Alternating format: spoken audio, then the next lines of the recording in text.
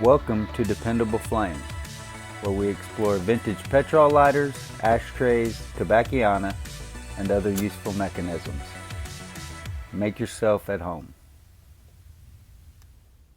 Today we have a vintage Park Industries petrol lighter advertising Armstrong Mould Inc. AMI.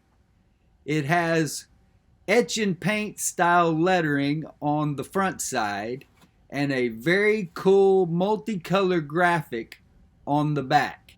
The lighter has a high polished chrome finish that does show plenty of wear, scuffs, dings, surface type wear as best I can see.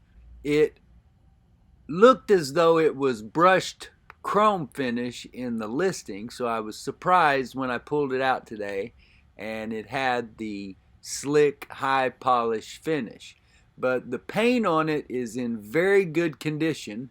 I don't know that it's 100%. It does look like maybe some is missing from the outline of the AMI, or maybe that's just a thin line.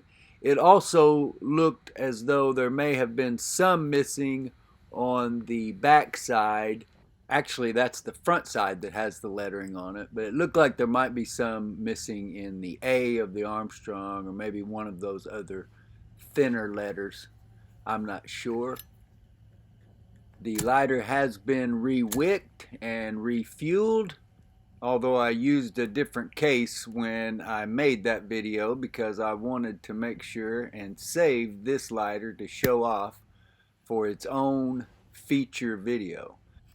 You can see that new wick there and everything nice and clean in the top of that insert, as it has a solid fuel cell in it, a solid foam fuel cell, and it works very well. It says Armstrong Mould Inc., P.O. Box 108, Winchester, Indiana 47394.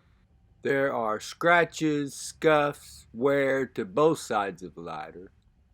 The hinge is in very good tight condition, but you can see right above that top rivet there is a small spot that appears to me to be corrosion. I could not get that wiped off when I cleaned the lighter up. In the listing, it looked as though it might be in much worse shape as far as the scratches and all, but it is really a nice lighter in very good condition. As I've stated many times, I've got some new lighters over there in my collection now that are in mint condition, are brand new, and don't have a scratch or blemish on them. But the vast majority of the lighters that I find, that I discover, are going to have blemishes simply because of the nature of how I find them and how I buy them. I am a salvage man of vintage lighters and other paraphernalia. That's the best way that I can describe it to you. Just as though I've written a little bit about this over on the website, just as my father and I back in the day used to buy cars, take what we needed, put this car and that car together.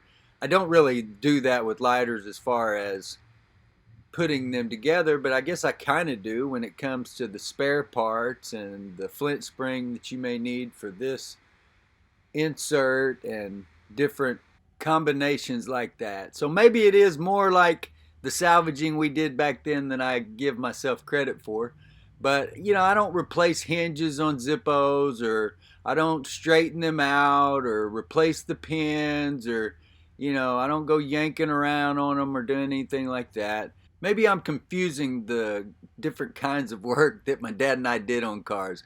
Maybe because we were also doing a lot of body work where we were taking putty and grinding out rust and trying to get rid of that rust. That's the kind of thing that I have a negative connotation or a negative image of, and that's not what I'm doing. I'm not rebuilding anything like that here. I am simply taking what is still in good, valuable condition from its original state to its current, usually blemished but working condition, thanks to the parts that we have been able to either refurbish, replace, or sometimes just clean up. This graphic with the bicep flexing reminds me of Mr. Clean, or maybe Stretch Armstrong or He-Man, something like that. This is a heavy brass case, which you can see some of the plating has peeled there from the rim of the lid and the bottom case. It appears to be brass, both the lid and the case. Very nice condition, is going to display very nice in my personal collection, along with my growing group of painted, I'm not sure if enameled is the right word, maybe somebody can set me straight. This insert is made of aluminum. The spring is obviously some sort of heat treated steel. There may be some other elements that are not aluminum, but even the windscreen on this one appears to be. It does have the solid fuel cell, as I mentioned earlier, which we featured in another video. It's very clean, very nice, and sort of a little bit of a disappointment for such a lightweight, cheap feeling insert for the heavy case that it goes with.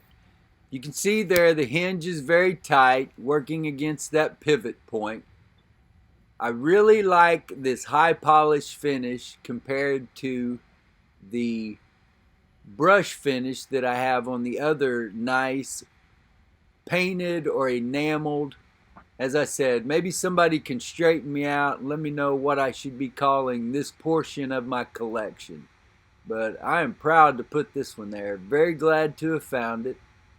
Very glad that it is in working order, although I doubt that it will ever be struck again now that I have this video made and have shown it to you guys.